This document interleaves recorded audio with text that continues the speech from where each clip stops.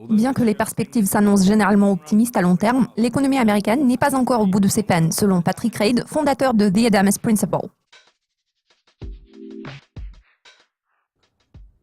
La Réserve fédérale américaine a l'intention d'assainir son bilan cette année, à en juger par le dernier compte-rendu de politique monétaire de la Banque centrale. Quelles sont les perspectives de l'économie américaine en allant de l'avant?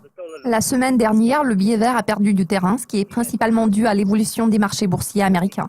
Il en découle que les participants au marché commencent à avoir des doutes par rapport au rythme de resserrement monétaire de la Fed.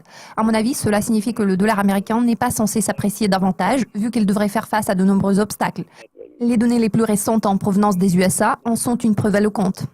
Dans le contexte du Brexit, le sort de Gibraltar s'est retrouvé au cœur des tensions. Cela a-t-il affecté la livre sterling ou l'euro? Je dirais qu'à l'heure actuelle, cette situation ne devrait pas nécessairement entraîner de conséquences graves pour les deux monnaies en question. Bien sûr, le contexte actuel laisse envisager une accentuation de la volatilité au fur et à mesure de l'avancement des négociations sur le Brexit. Les deux monnaies vont sûrement réagir à de nouvelles informations. Les données économiques fondamentales sont assez solides en ce moment. La livre sterling se maintient en niveau stable, ce qui s'explique par une certaine amélioration des données. Néanmoins, il faut garder à l'esprit que les pressions sont susceptibles de s'intensifier. Le taux de chômage a chuté à son plus bas sur près de 10 ans aux États-Unis. Cela est-il représentatif de l'état actuel de l'économie?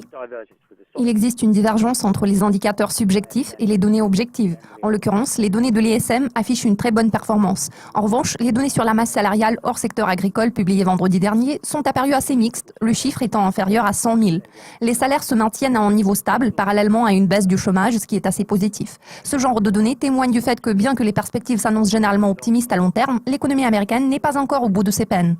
Merci de vos commentaires, Patrick. Cela conclut le bilan de la semaine écoulée. Restez à l'affût de nos mises à jour régulières sur Dukascopy TV.